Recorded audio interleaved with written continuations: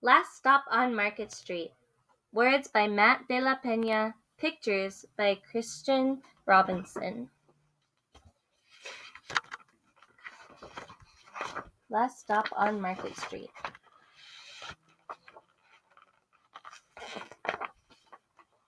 CJ pushed through the church doors, skipped down the steps. The outside air smells like freedom, but it also smelled like rain, which freckled CJ's shirt and dripped down his nose. He ducked under his Nana's umbrella, saying, "How come we gotta wait for the bus and all this wet?" "Trees get thirsty too," his Nana told him. "Don't you see the big one drinking through a straw?" CJ looked for a good time, but never saw a straw.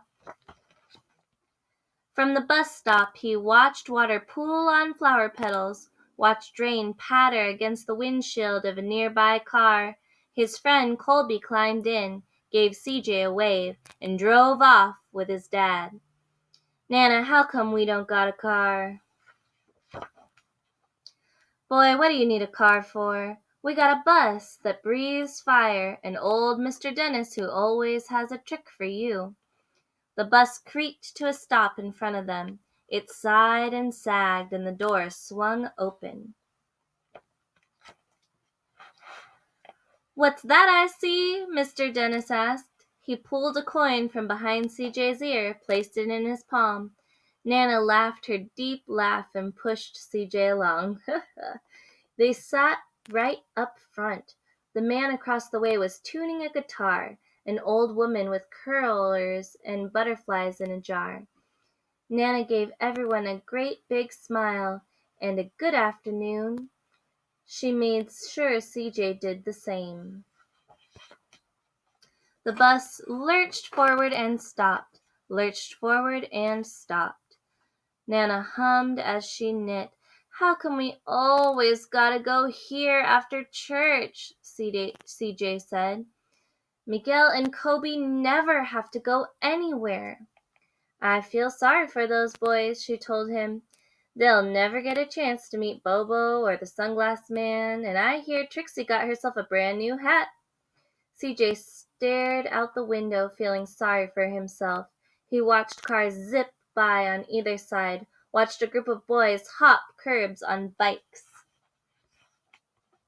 A man climbed aboard with a spotted dog. CJ gave up his seat. "How come that man can't see?" "Boy, what do you know about seeing?" Nana told him. "Some people watch the world with their ears.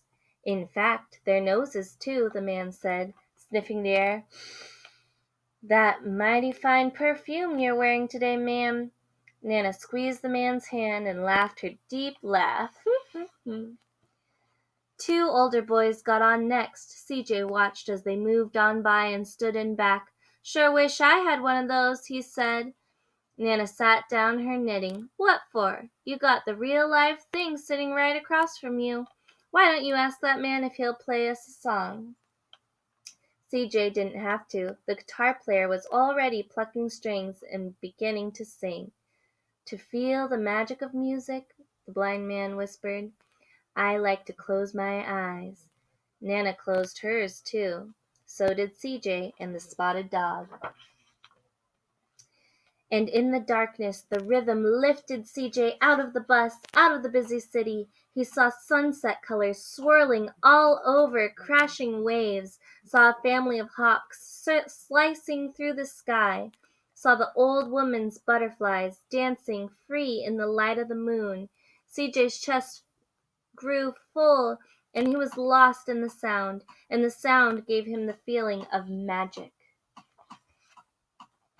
The song ended, and CJ opened his eyes.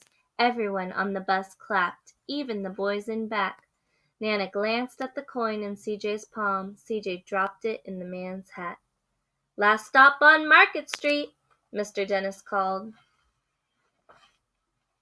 CJ looked around as he stepped off the bus. Crumbling sidewalks and broken down doors, graffiti-tagged windows and boarded-up stores. He reached for his Nana's hand. "How come it's always so dirty over here?" She smiled and pointed to the sky. "Sometimes, when you're surrounded by dirt, CJ,